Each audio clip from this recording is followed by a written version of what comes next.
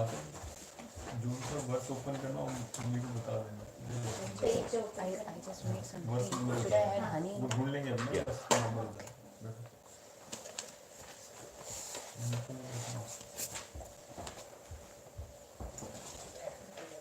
बच्चे को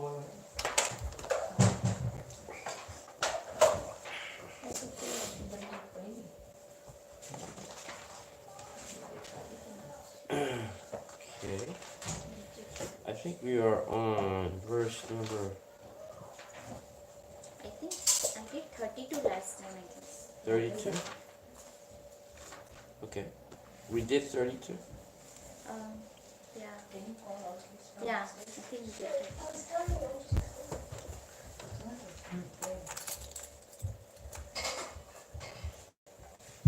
Let's just read 32.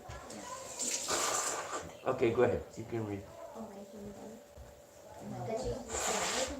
नहीं नहीं second दूसरा chapter 32 यच्छया Yatyachaya यच्छया chupapanam चोपपन्नम स्पर्वधारम apavritam अपावृतं सुखिनाः क्षत्रियाः Partha लभन्ते युद्धम् ईदृशम्. O Partha, happy are the Kshatriyas to whom such fighting opportunities come unsought, opening for them the doors of heavenly planets. Purport. As supreme teacher of the world, Lord Krishna condemns the attitude of Arjuna, who said, I do not find any good in this fighting. It will cause perpetual habitation in hell. Such statements by Arjuna were due to ignorance only. He wanted to become non-violent in the discharge of his specific duty. For a Kshatriya to be on the battlefield and to become non-violent is the philosophy of fools. In the Parashara Smriti, or religious quotes made by Parashara, the great sage and father of Vyasadeva, it is stated, Kshatriyo hi praja rakshan shastra pani pradhantayan निर्जित्य परा संन्यादी क्षितिं धर्मेण पालयेत्. The Kshatriya's duty is to protect the citizens from all kinds of difficulties, and for that reason he has to apply violence in suitable cases for law and order. Therefore, he has to conquer the soldiers of inimical kings, and thus, with the religious principles, he should rule over the world. Considering all aspects, Arjuna had no reason to refrain from fighting. If he should conquer his enemies, he would enjoy the kingdom. And if he should die in the battle, he would be elevated to heavenly planets, whose doors were wide open to him. Fighting would be for his benefit in either case. Good. Hare Krishna.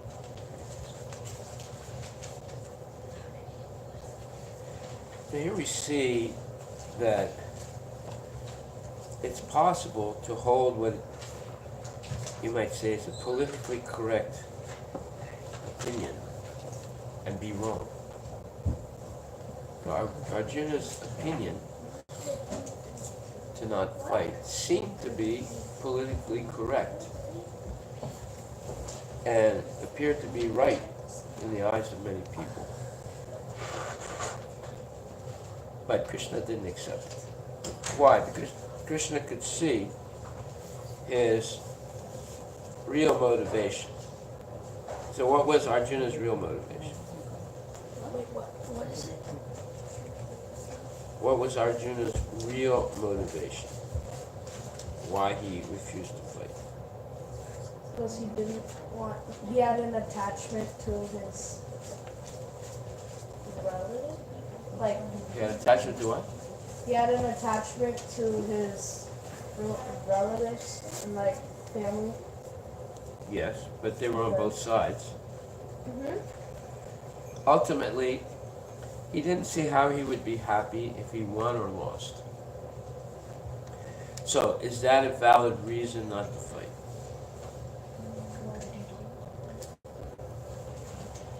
Like you could say, I don't see any reason to take my math test or not to take it, because I won't be happy whether I pass it or I flunk it. that a valid reason not to take? That's not a valid reason. Huh? That's not a valid reason. Yeah. And also,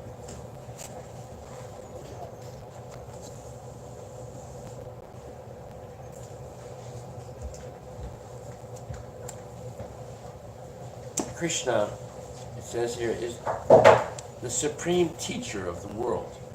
It means that he's the original guru of everyone, right? So if we look on the 11th chapter, verse number 54.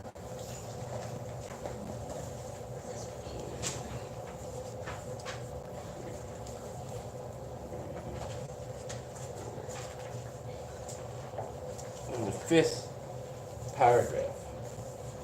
Do you find it? That's 1154, 5th paragraph, where it says, I offer my respectful obeisance to Krishna, who has a transcendental form of bliss, eternity, and knowledge. I offer my respect to him because understanding him means understanding the Vedas, and he is therefore the supreme spiritual master. Okay, so that's what it says here. As supreme teacher of the world, in 232, in the purport it says that Krishna is the supreme teacher of the world. And Krishna condemns the attitude of Arjuna. And in the Gopala Tapani Upanishad, first chapter, first verse, it says, I offer my respectful obeisances unto Krishna, who has a transcendental form of bliss, eternity, and knowledge. I offer my respect to him, because understanding him means understanding the Vedas, and he is therefore the supreme spiritual master. And now we can see how important the Bhagavad Gita is. The Bhagavad Gita explains the essence of Vedic knowledge from the supreme spiritual master, Krishna himself. So you cannot get any better knowledge than this. This is the highest knowledge. Some people think, oh, I have to read this book, I have to read that book to get educated. Actually, it's not true. You just read this one book and you get fully educated. And then in that purport, it says, then it is said, Krishna vai paramam daivatam. Krishna is the Supreme Personality of Godhead. Gopal Tapani Upanishad 1.3. So 1.1 we already read. It says Krishna is Supreme Spiritual Master. And then 1.3 in the Gopala Tapani Upanishad says that he is the Supreme Personality of Godhead. Eko vai sarva Krishna idya. That one Krishna is the Supreme Personality of Godhead and he is worshipable. Eko pi san bahuda yo vibhati. Krishna is one, but he is manifested in unlimited forms and expanded incarnations. So the Gopala Tapani Upanishad explains all about Gopala or Krishna. He is the Supreme Spiritual Master, he's the Supreme Personality of Godhead, he is worshipable, he is one, but he also manifests in unlimited forms and expanded incarnations. Okay. So, therefore, as the Supreme Spiritual Master, he sees through the ruse of Arjuna. Ruse means the false presentation Arjuna is making, because he can see Arjuna's motive. Prabhupada says that everything depends on the motive of action. Motive means the reason why you're acting or not acting. So Arjuna refuses to act based on his own sense gratification.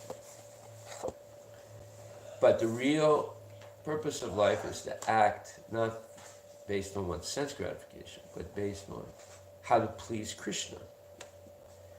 So if we make that the goal of our life, then we don't make any mistakes. But if we think that the goal of our life is to please ourselves, then we'll make many mistakes in life. This life is meant for tapasya,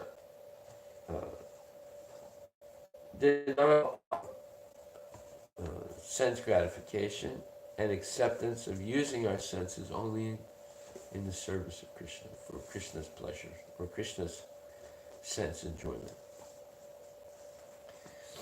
Okay. So for a Kshatriya to be non-violent is nonsense. That's why someone should not be a politician or not be a member of the army as a fighter if they want to be non-violent. Politics never succeeds without violence, unfortunately. Sometimes there is negotiated, peaceful, let's say, solutions to issues, but usually, for politics to succeed, there has to be violence. Because there's so many demons in this world. Violence is sometimes necessary. Sometimes necessary. Okay, so now we'll go on to the next one. Who wants to read? Is it just 30? 3. Translation. If, however, you do not perform your religious duty of fighting, then you will certainly incur sins for neglecting your duties and thus lose your reputation as a fighter. Arjuna was a famous fighter, but he attained fame by fighting many great demigods, including even Lord Shiva. After fighting and defeating Lord Shiva in the dress of a hunter, Arjuna placed the Lord and pleased the Lord and received as a reward a weapon called Pasupata Astra. Everyone knew that he was a great warrior. Even Dronacharya gave him benedictions. Everyone knew. Okay, yeah, go ahead. Everyone knew that he was a great warrior. Even Dronacharya gave him benedictions and awarded him the special weapon by which he could kill even his teacher. So he was credited with so many military certificates from many authorities, including his adopted father Indra, the heavenly king. But if he abandoned the battle, not only would he neglect his specific duty as a Kshatriya, but he would lose all his fame and good name, and thus prepare his royal road to hell. In other words, he would go to hell not by fighting, but by withdrawing from battle. So we see, not performing your duty can be sinful. Not performing your duty. Like, for example, a mother is supposed to protect her child. But if you read the newspapers, you see that mothers are being arrested and put in jail for locking their child in a car on a hot day and going away to a bar or to a party for, 10 hours or a day or two. So when a policeman is informed that a child is in a locked car, they will come, open the car, and arrest the mother, and she can go to jail. She can go to jail because leaving a child in a locked car, especially in a summer day, is considered negligence of a mother's duty or a parent's duty. It could be a father also. And oftentimes they take the child away from the mother and put her in jail. And if you read the newspaper, you see it happens often. It happens often. Or there was recently another thing that happens a lot. A husband and wife left a 8-year-old girl alone in the house and went 1,000 miles away to a festival for 5 days. When they came back, they were arrested by the police and put in jail. Because a neighbor heard the child crying and called the police. Police came and the child said, "My parents are not here."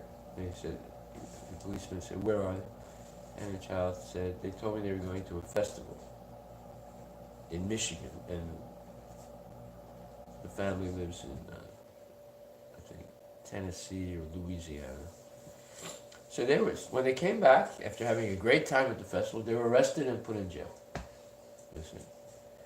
So when a person doesn't do their duty, it's actually sinful, and they can be put in jail in the United States for not doing their duty as a parent, or not doing their duty as a policeman, or not doing their duty as a stockbroker.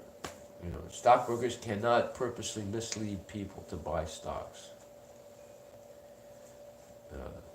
They get arrested when they mislead people. Okay. Doctors also, when they make mistakes, they can get, depending how severe the mistake is, either they get sued, or they can lose their license, or they can also be arrested and prosecuted. So you see, not correctly doing one's duty can cause a lot of problems, because it's sinful, actually. Okay, so if Arjuna didn't fight, then he would go to hell, because his duty was to fight. That's how serious it is. Even though his reasons sounded politically correct, but they were actually based on sense gratification. Okay, next. Question 34. 34. Yes. Who's next? Okay. People will all You're next. translation. After. People will always speak of your infamy, Infamy. and for a respectable person, how do you say it? Dishonor. Dishonor is worse than death. Purport. Both as friend and philosopher to Arjuna, Lord Krishna now gives his final judgment regarding Arjuna's refusal to fight. The Lord says, Arjuna, if you leave the battlefield before the battle even begins, people will call you a coward. And if they think that people may call you bad names, but that you will save your life by fleeing the battlefield, then my advice is that you do better to die in the battle. For a respectable man like you, ill fame is worse than death. So you should not flee for fear of your life. Better to die in the battle. That will save you from the ill fame of misusing my friendship and losing your prestige in society. So the final judgment of the Lord was for Arjuna to die in the battle and not withdraw.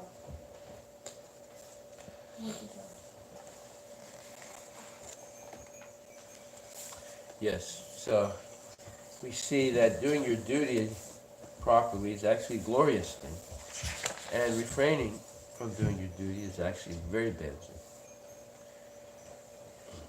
And ill fame is worse than death. Someone who's been honored, to be blasphemed for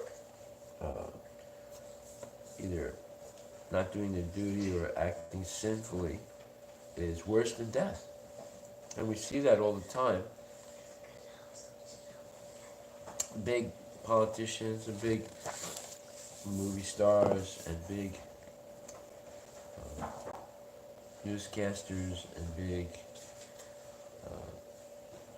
businessmen are being shamed in public for abusing women, and they're losing their positions after being successful for 10, 20, 30 years. In fact, the best one example is Bill Crosby. He was considered America's ideal father. He had a television program that was very popular in America. It was the first. Well, he had a television program where he had a let's call it typical black family, and he was the father. Well, anyway, people were watching. I never watched it. I thought it was nonsense, but many people watched that program. He became very famous and very wealthy. And he received many honorific titles, from colleges and all kinds of, let's say, attributes of being famous. Well, later on, it became apparent that there were many women that complained about him because he took advantage of them, like giving them drugs and other things.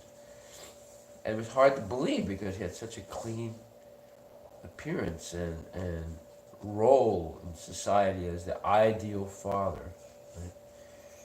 Then they took him to court, and the first round in court was a hung jury. The second round in court, he was convicted of serious abuse. All the awards he got were taken away from him.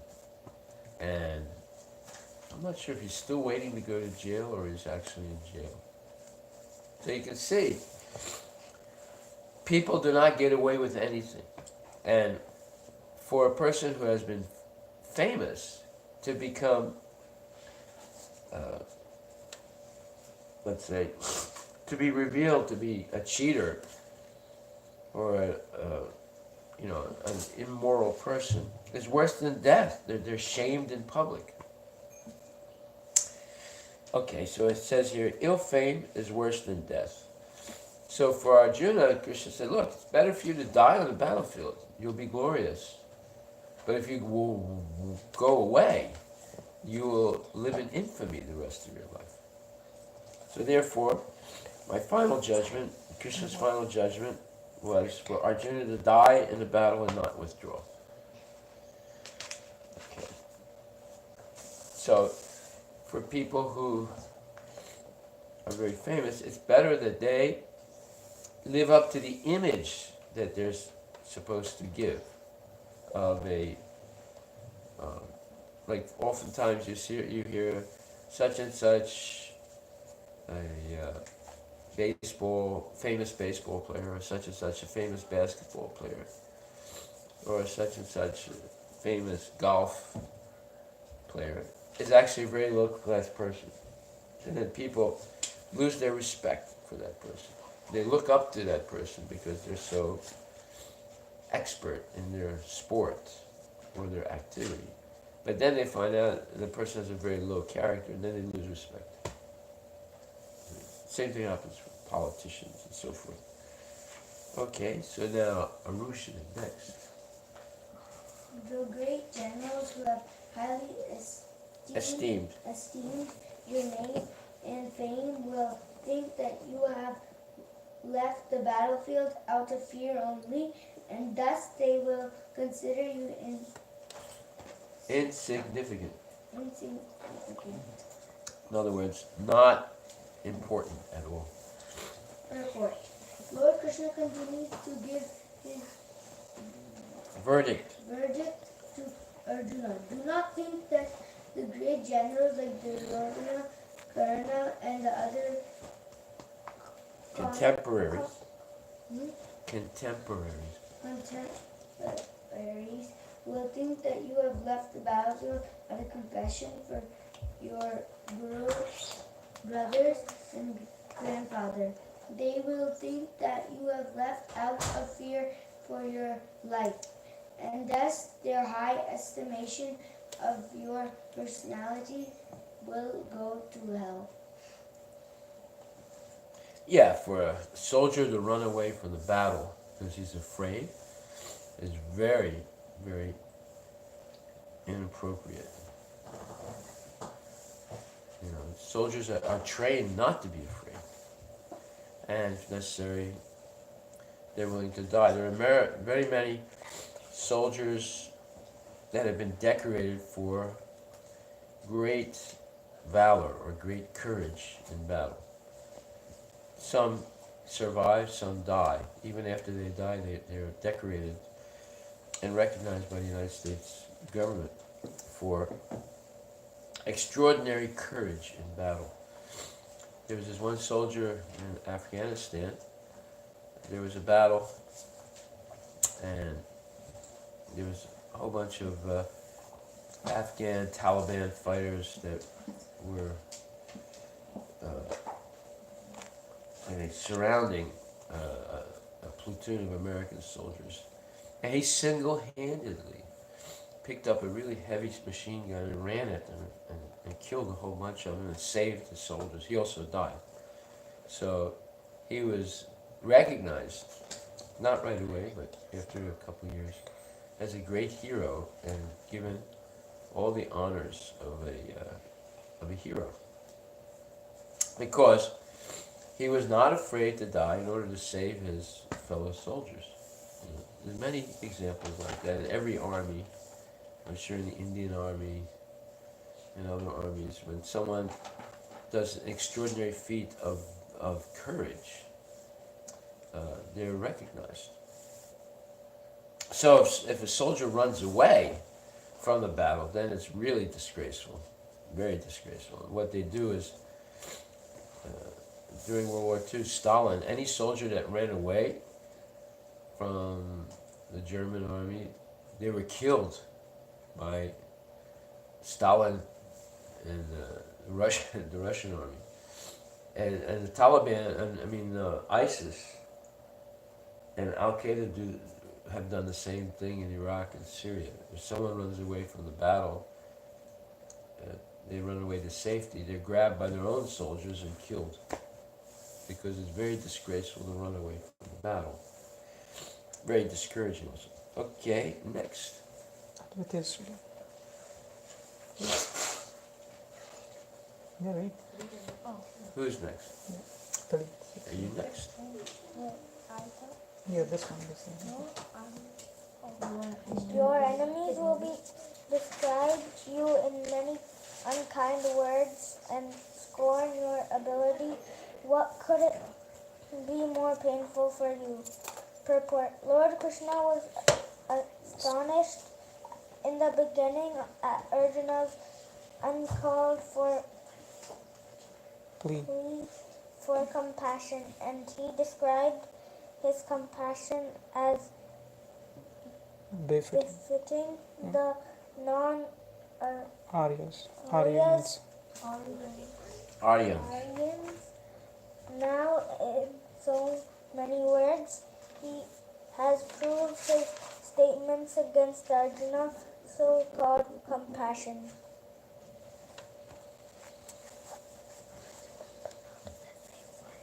You know anyone named Aryan? Yeah. Yeah? Who's? Aryan? Yeah, you know someone named Aryan? Yeah. Yeah. Yeah. So what does Aryan mean? You don't know? Look at the second chapter of Bhagavad Gita, verse number 2. The last paragraph of the purport. 2.2. Who's going to read? Let's see. Maybe Sanskriti is going to read? Second chapter, paragraph 2, last paragraph. Verse 2, last paragraph. In the presence. In the presence of the Supreme Personality of Godhead. Second chapter, second verse? Last paragraph.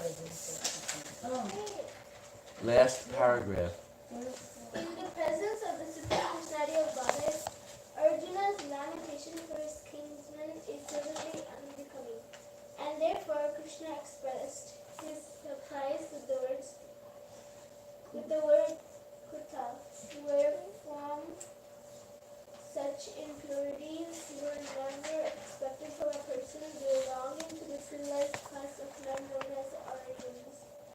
The word Aryan is applicable to persons who know the value of life and have a civilization based on spiritual realization.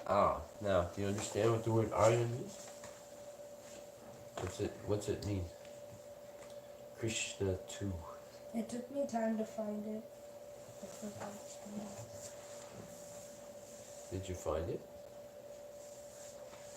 So the word Aryan means someone who knows the value of life and has a civilization based on spiritual realization. Yeah. And whose goal in life is spiritual realization. Now you know what Aryan means. Okay. Okay, keep reading. Keep reading. Persons who are led by.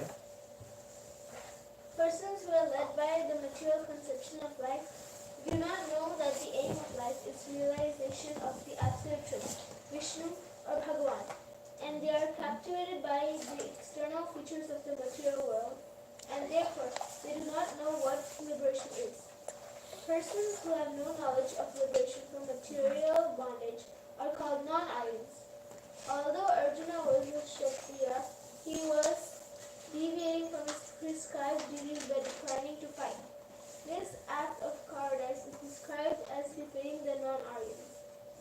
Such deviation from duty does not help one in the progress of spiritual life, nor does it even give one the opportunity to become famous in this world.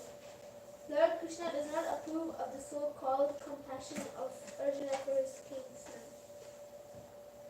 Right. So, very important. The non-Aryans have no knowledge of liberation from material bondage. And they don't have a civilization where the goal is spiritual realization. They don't understand the purpose of life in this world. Do you know anybody like that who's a non-Aryan? Arush? You know any non-Aryans?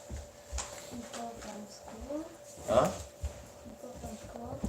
For example, yeah. Oh, a person in my school called Aryan. Oh. Yeah. Yeah, they're like, But is he an Aryan? No. No? What's he interested in? Well, he likes science, and once we had to go to this like camp Pullman thing, and his favorite activity was the part that I wanted to skip, like the dissecting a squid part. Dissecting what? A squid. That so was he likes to dissect Where did you go? squids. Where did you go? a camp. Or Kylo. No, Was it a camp for biology or what? no, it was just that was one of the activities. Dissecting a squid. I know. I Where wanted did you to. get a squid from?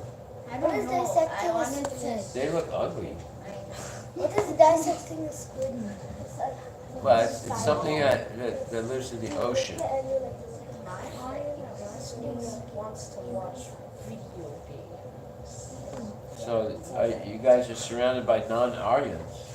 Yeah, about the whole. Even though his name is Aryan. Ask him if he knows what his name means. Well, actually, he moved to Texas Oh, okay. in the middle of the school year. Well, actually, at the university. Okay. India Aryan word means somebody who has came from What? somebody who used to live in somewhere in different parts of the world and migrated to India. That's what they teach in India.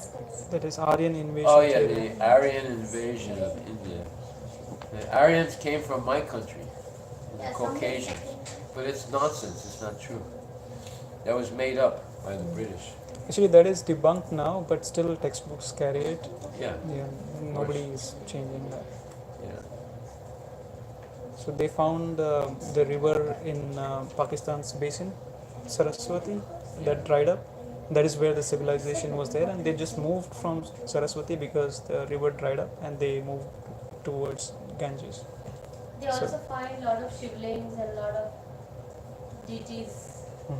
In Pakistan?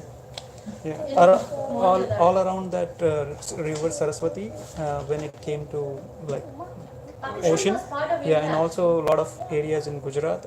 They found this Mohenjo-daro thing. They found even bigger sites like that in Gujarat. Where? In Gujarat, What they Mohenjo-daro.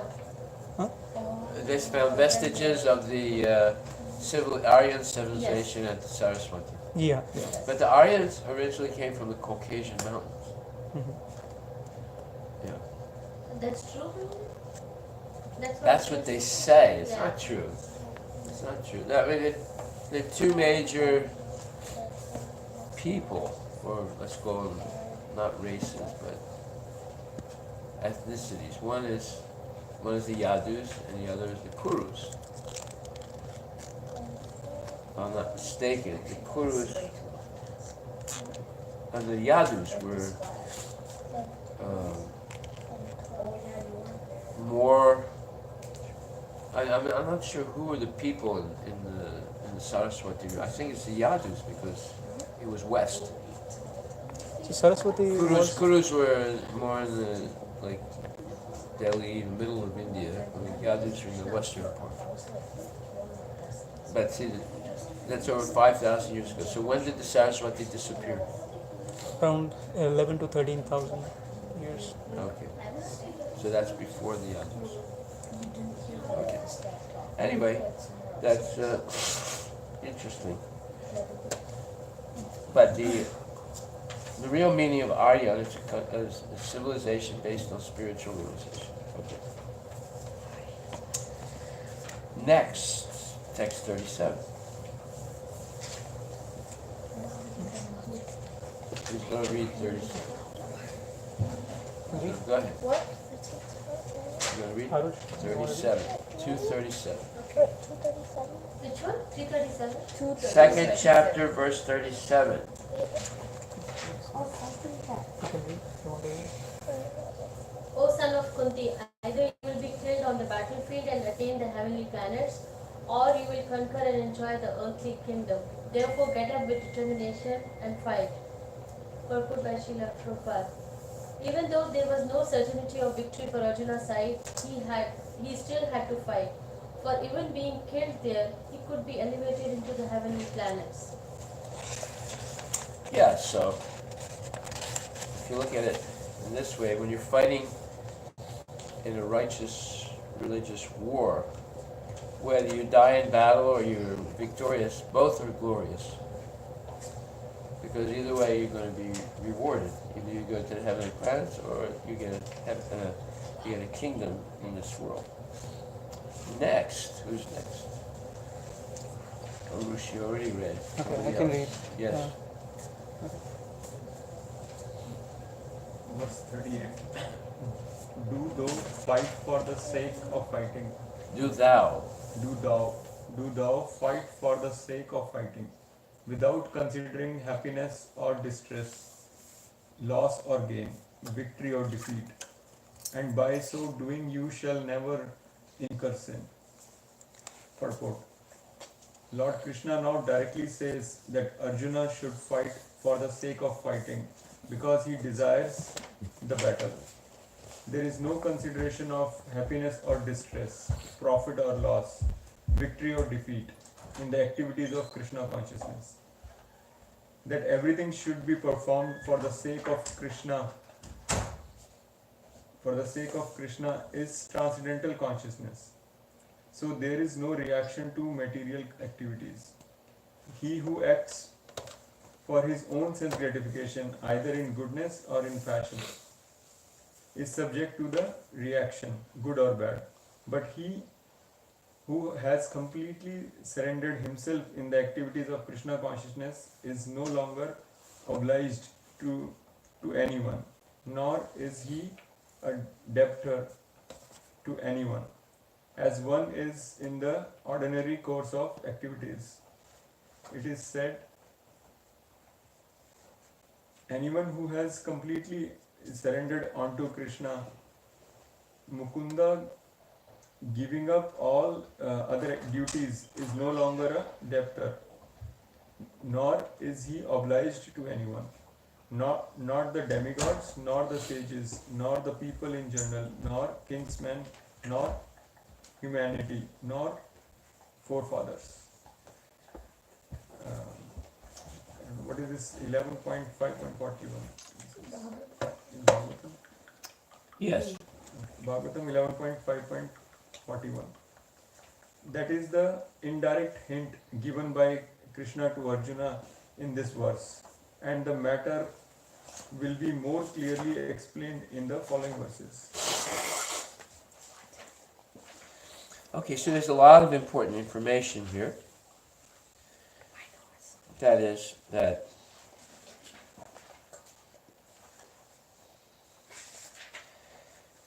when one is in Krishna consciousness, one is not bewildered by dualities, such as happiness or distress, profit or gain, victory or defeat in the activities of Krishna consciousness. Why? Because everything should be performed for the sake of Krishna, for the pleasure of Krishna. And that is transcendental consciousness. Now, most people do not consider like that. They make personal decisions based on their own sense gratification. So when that happens, if one acts only for Krishna, there's no material reaction. There's no karma. But when one acts out of sense gratification, selfishly, then what happens? He who acts for his own sense gratification, either in goodness or in passion, is subject to the reaction. This is very important.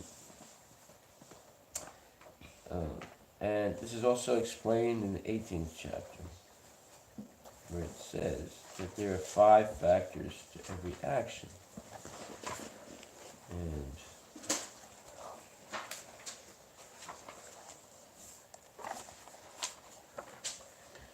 well, there are 5 factors of reaction. That's the place of the action, the person, the senses, the action itself, and the supersoul. So, if you look in the 18th chapter, verse number 17, it says, one who is not motivated by false ego. False ego. What is the definition of false ego? It means one believes that I am this body, and sense gratification is the goal of life because I am this body.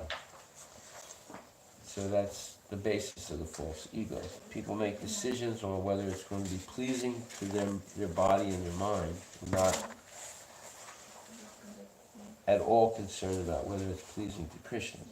So, one who is not motivated by false ego, whose intelligence is not entangled. In other words, when your intelligence is entangled, it's entangled by material possessions and material prestige and so forth. Though he kills men in this world, does not kill, nor is he bound by his actions. So when we're free of the false ego, and our intelligence is not clouded by material attachments, and we're acting only to please Krishna, even if you kill someone, it's not really killing, nor is he bound by his actions. In other words, Arjuna is going to kill a lot of people in the Battle of Kurukshetra, but he's not doing it for any personal gain. He's doing it only because he's been ordered to do it by Krishna. So this, what we just read, he who acts for his own sense gratification, either in goodness or in passion, is subject to the reaction, good or bad. So that's in the 2nd chapter, verse 38. And here in the 18th chapter, verse 17, it explains. In this verse, the Lord informs Arjuna that the desire not to fight arises from false ego. In this particular instance, it's based on Arjuna's false ego. Arjuna thought himself to be the doer of action, but he did not consider the supreme sanction. Sanction meaning supreme sanction is permission to do something, within and without. So within, the supreme sanction is Krishna, sanctioner is Krishna, and without, the supreme sanctioner is the bona fide spiritual master, Shiksha and Diksha. If one does not know that a super sanction is there, why should he act?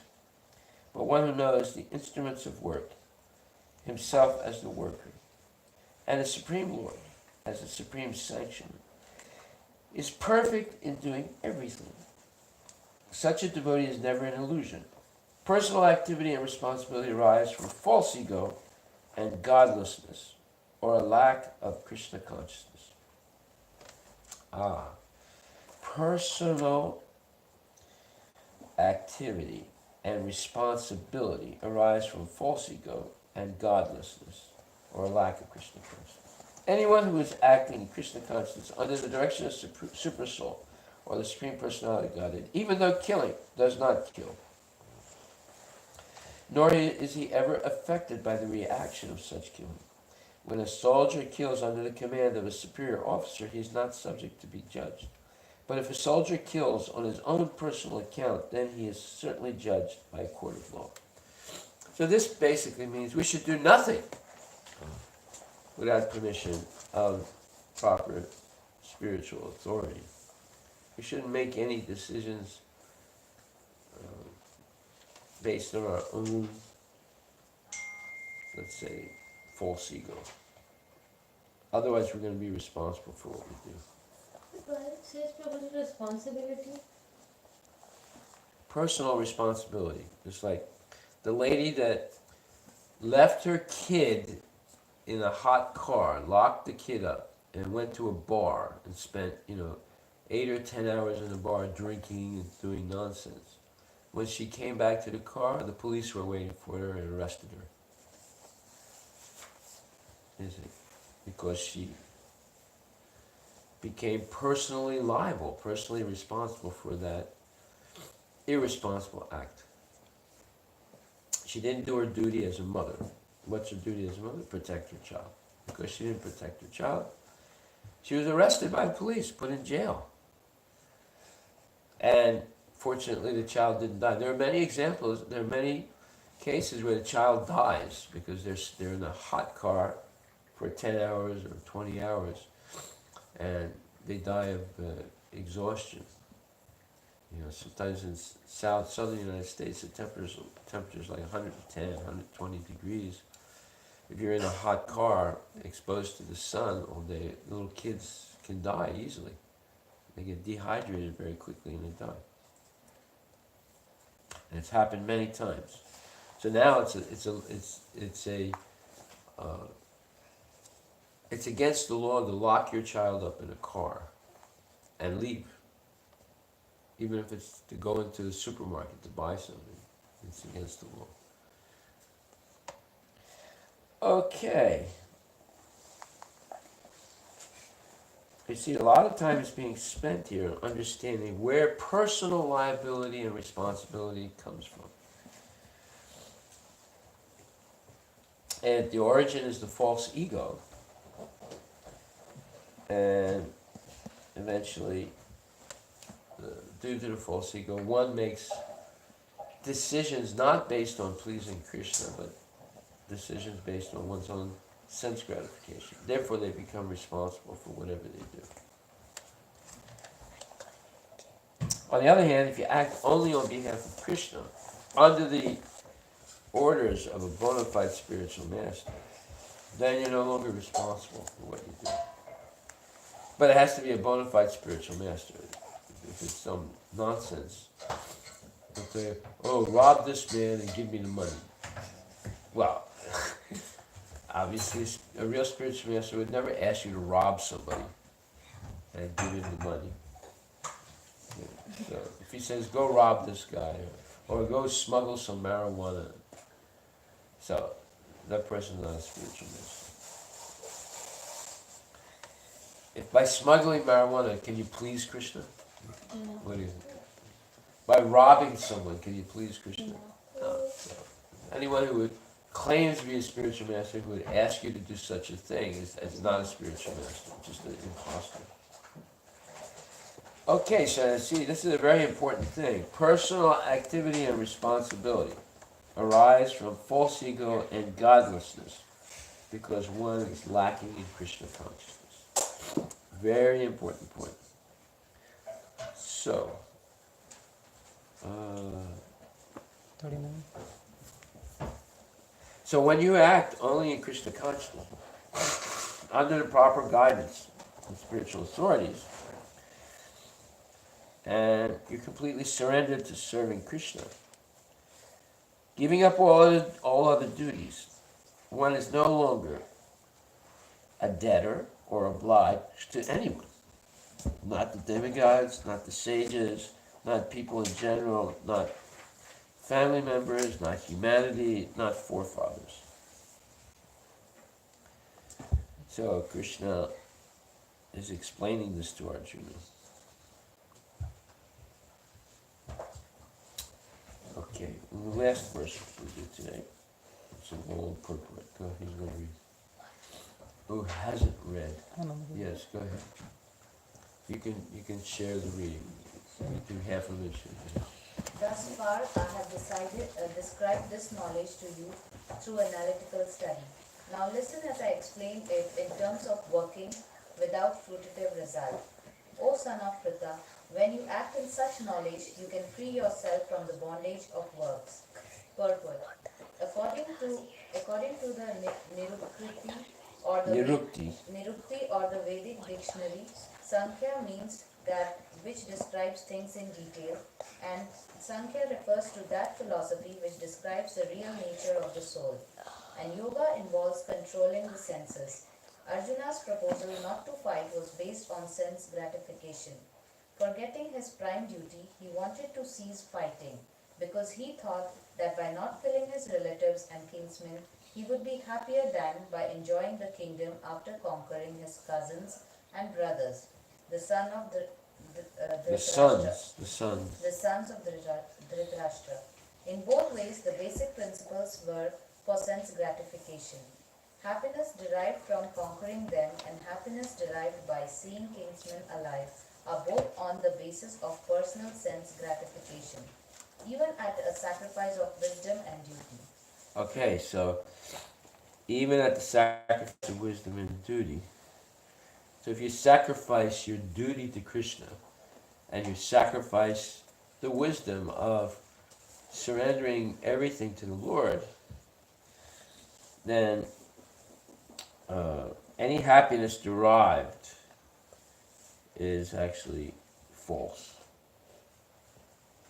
because it's based on sense gratification. Go ahead. Krishna. In other words, in order to do something nonsense, you have to give up your duty to Krishna and the wisdom that everything should be done for the pleasure of the Lord. You have to give it up. You have to forget it. You can't engage in nonsense unless you forget Krishna. And Krishna helps you in two ways. When it says, Sarva Chitana Vriti Sanivisto, Matak Spitri Jnanam Apahanam Chara. I am situated in everyone's heart, and from me comes knowledge, remembrance, and forgetfulness. So Krishna gives the devotee forgetfulness of material desires, and he gives the non-devotees forgetfulness of himself or Krishna. So he's helping us by giving us forgetfulness of material desires, and he's helping the non-devotees by giving them forgetfulness of Krishna, of himself, so that they can engage in sense gratification. Would you agree there? To do sense gratification, you have to forget Krishna? Yeah. Yeah. Yeah. Yeah. So, therefore, Krishna gives knowledge, remembrance, and forgetfulness. Even he gives the devotees forgetfulness, but forgetting your material desires. Don't put your fingers in your mouth. Okay, go ahead. Krishna therefore wanted to explain to Arjuna that by killing the body of his grandfather, he would not be killing the soul proper. And he explained that all individual persons, including the Lord himself, are eternal individuals.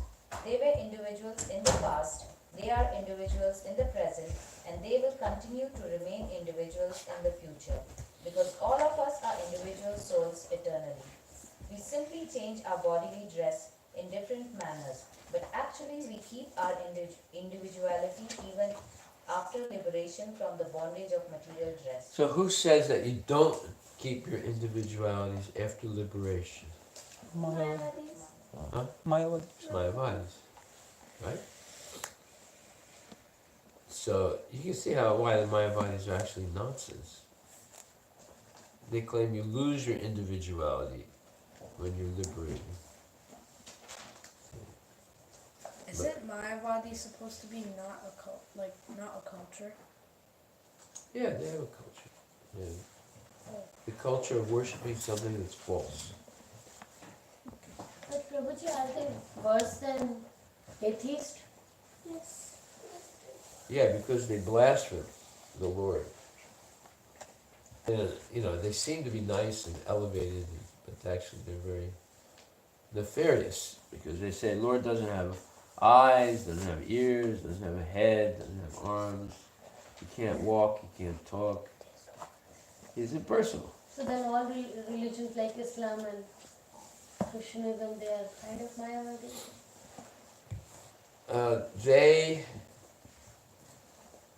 Christianity is definitely not Mayavadi. Islam believes in God, but they have no knowledge of God's form. So they are a mixed Mayavadi, and they believe in God, but they just don't have knowledge of God's form. I met one lady in Rath Yatra. She's saying that God is known in Jews in Torah only with the back. They haven't seen, they haven't described God by face. Well, but the by Jews back. and the Muslims are very close to each other. Very, very close. The Christians have a personal conception of God, but they accept Jesus. Unfortunately, they accept Jesus as God. He's the Son of God. He's godly. But again, they don't have knowledge of Jesus' Father. They know he exists, but they mix the two up. So if you worship Jesus as the Son of God, that's bona fide. If you worship Jesus as God, the Father, that is a mistake. Yes. So Jesus' father is Krishna. Yes. So do they know Jesus' father is No, Krishna? they have no knowledge. Very little knowledge. So they mix them up. They say Jesus is the Father and the Son. Oh. It's not literal, but just that Krishna is father to everybody. Okay. They mix them up. The Muslims are mixed, impersonal and personal. At least they believe there's a supreme God. So therefore it's a Vaishnava type religion, as well as Christianity, as well as Judaism.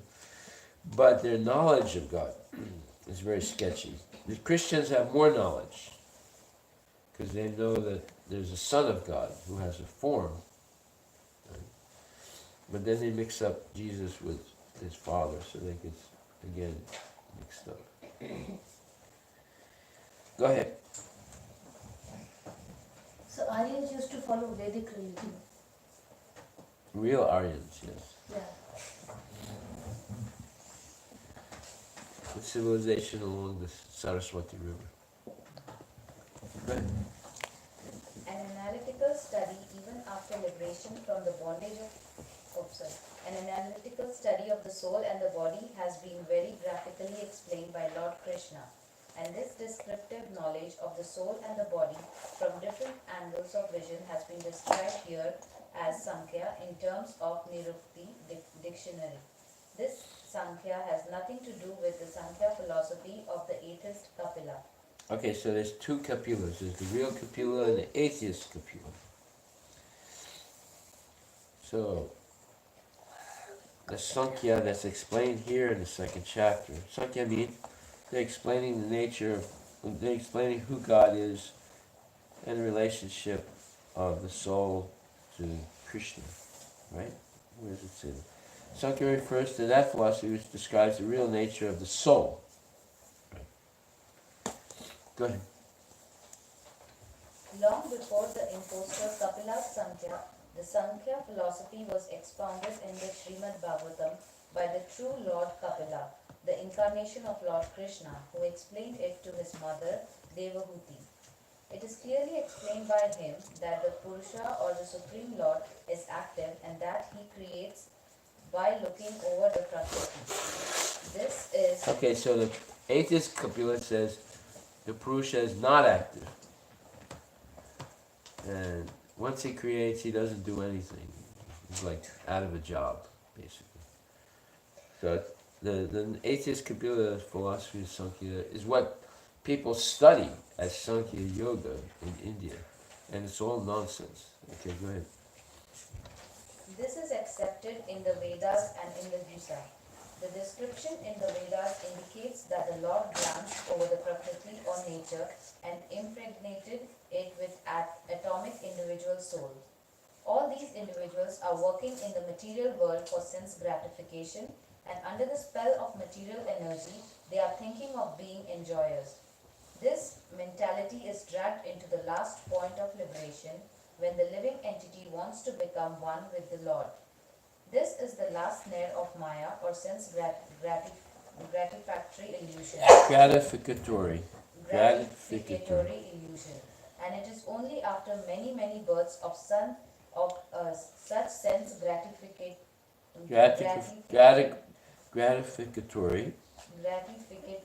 activities that a great soul surrenders unto Vasudeva, Lord Krishna, thereby fulfilling the search after the ultimate truth.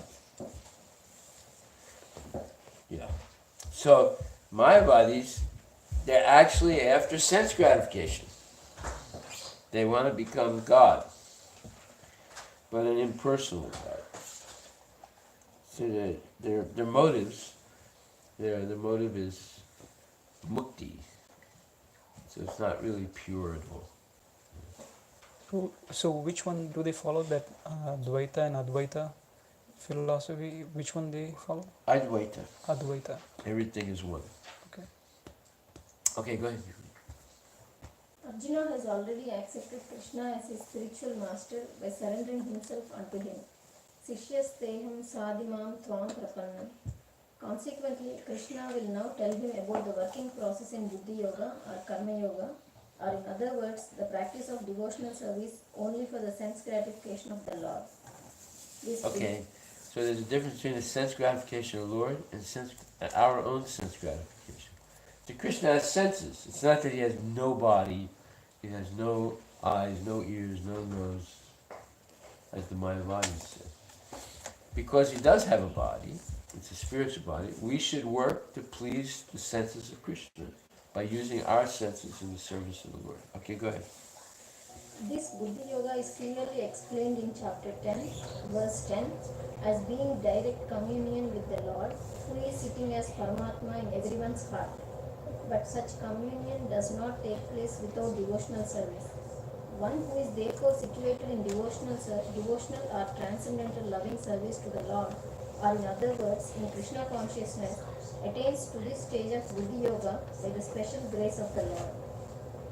The Lord says, therefore, that only to those who are always engaged in devotional service out of transcendental love does he award the pure knowledge of devotion in love. In that way, the devotee can reach him easily in the ever blissful kingdom of God.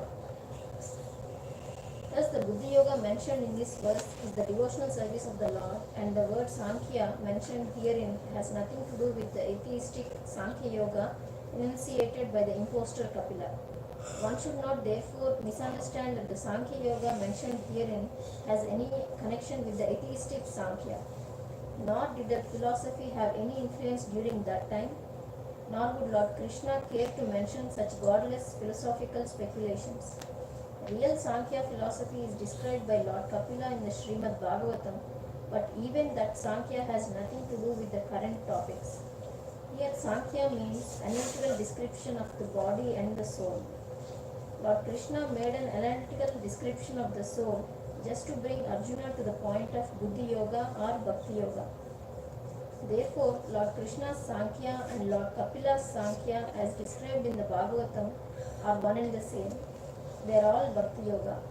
Lord Krishna said, therefore, that only the less intelligent class of men make a distinction between Sankhya Yoga and Bhakti Yoga. Sankhya Yoga Prutak Balaha Yavadanti na Panditaha. Of course, atheistic Sankhya Yoga has nothing to do with the Bhakti Yoga, yet the unintelligent claim that the atheistic Sankhya Yoga is referred to in the Bhagavad Gita. One should therefore understand that Buddhi Yoga means to work in Krishna consciousness in the full bliss and knowledge of devotional service. One who works for the satisfaction of the Lord only, however difficult such work may be, is working under the principles of Buddhi Yoga and finds himself always in the transcendental bliss. By such transcendental engagement, one achieves all transcendental understanding automatically by the grace of the Lord, and thus his liberation is complete in itself, without his making extraneous endeavors to acquire knowledge. There is much difference between work in Krishna consciousness and work for fruitive results, especially in the matter of sense gratification, for achieving results in terms of family or material happiness. Buddha Yoga is therefore the transcendental quality of the work that we perform. Great. So we see a lot of important points are made in this purport. So the homework for next week. Who's going to do the homework? Raise your hand. I don't think so. You don't think so? Why don't you think so? I'm probably not gonna remember. And Well, when I why don't you write it down then? think of it, Why don't you I'm write gonna it be down? like, oh, not again. I'll just do something else. Why don't you write it down? You have a Okay. pencil? You have a pencil? Or you can write it in your cell phone. Okay, how about you? Boom? You need a pencil, okay. Just give me a pencil. You have a Okay. pencil. Ah, you got a pencil. Where are you gonna write? You gonna write it on your hand? Yeah, you get it. You gotta get a piece of paper. Okay, homework. I doubt I'm gonna do it. I'll try doing it tomorrow. Okay. Tomorrow, are we going to the food truck? Yes.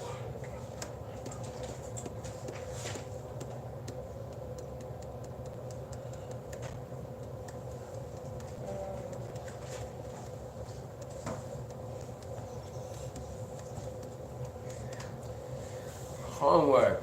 Point 1. Explain what is Buddhi Yoga.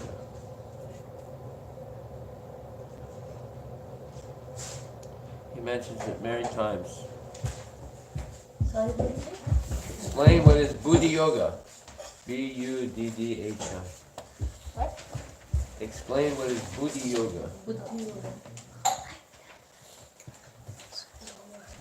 Explain what is Buddhi I Yoga. just said take your book below it, that Agastya. Yeah.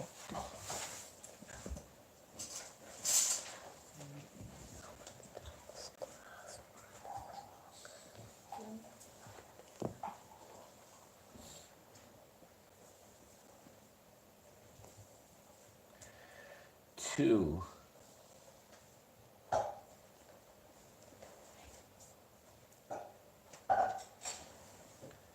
Explain what is Sankhya. What does Sankhya mean?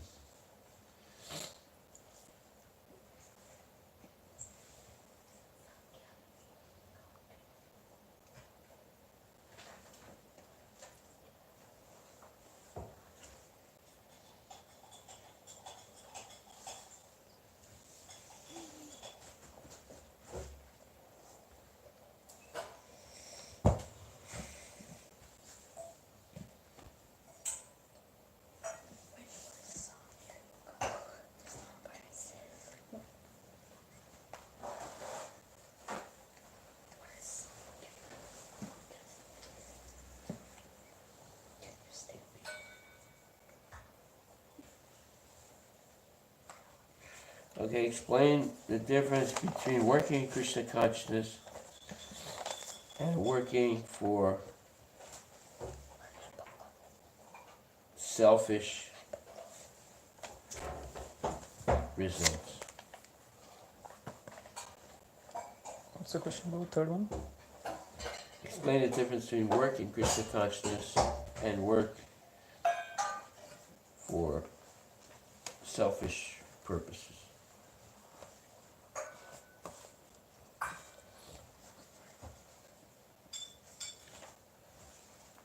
What's the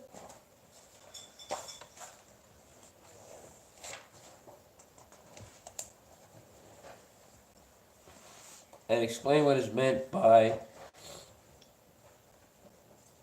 direct communion with the Lord.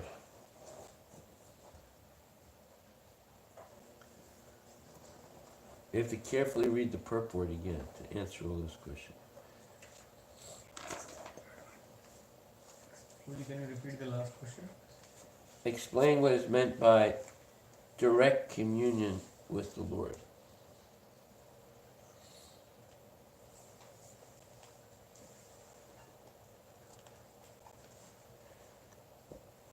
Communion means communication.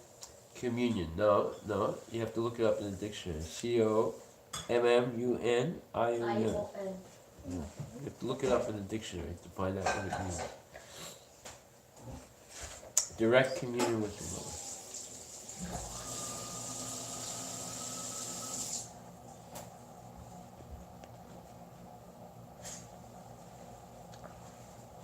And then last, explain why the Mayavadis are sense gratification. Why their goal is sense gratification. Why the goal of the Mayavadis is sense gratification. Wow, I gotta go. They're waiting for me at the temple. Explain why Why goal of Mayavadi? Why the goal of the Mayavadis is sense gratification.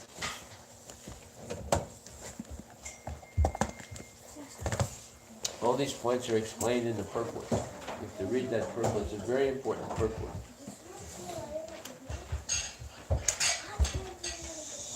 You got all the questions? Wow, you're lucky.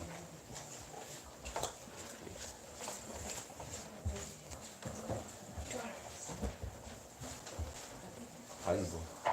Krishna, if you do all that homework, well, you're going to be like brilliant. I'm gonna try tomorrow. Well, I'm gonna try to answer. I don't know if I can answer the last question, but I'll do what I can. It's all in the purport. Just read the purport carefully. Okay, then I'm gonna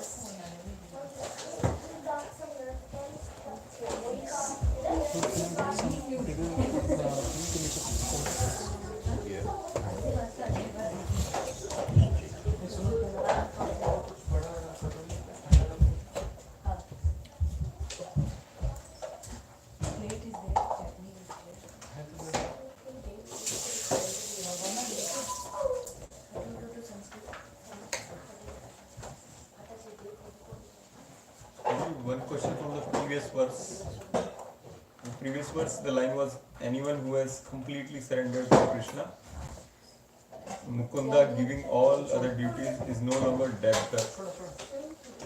So question is, so what will happen to those like neophyte devotees or those are not completely surrendered? So they are still debtor to everyone. So what they should do?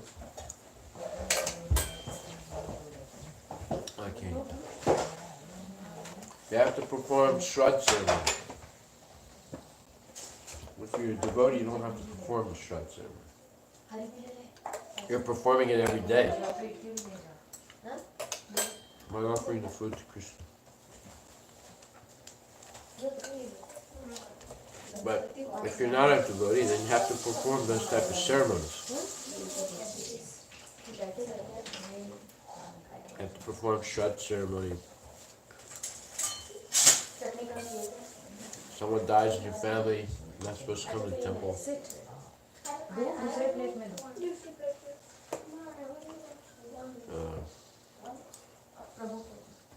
A lot of things you have to do. You have to perform Satyanarayana Puja.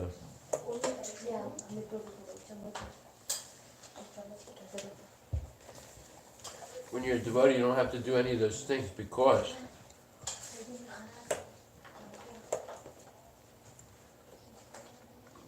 you're Krishna conscious.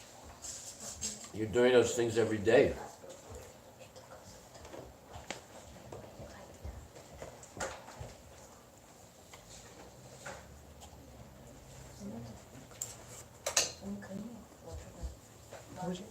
And whatever you're doing is without any personal desire for sense gratification.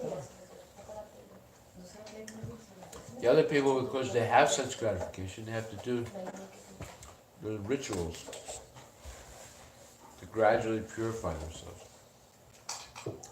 They never really get purified. But at least they try.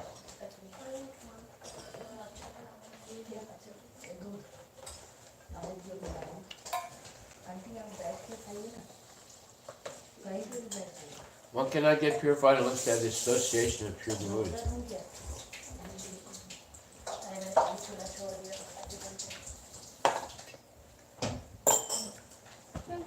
It's like I'm invited to someone's house to do Satyanarayana Puja.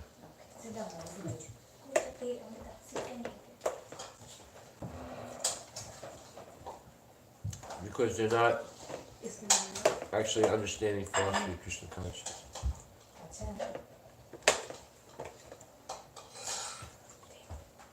So I will explain.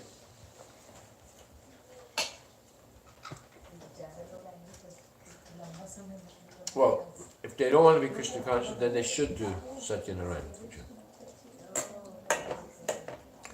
But if they're going to be Krishna conscious, then they don't have to do it. They're doing it every day. They're offering food to the Lord.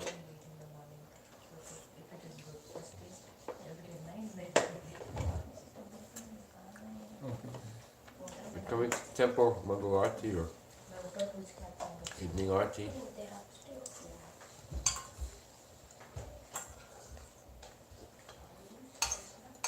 Eventually they're engaged in worshiping the deity. So you don't have to do such an act.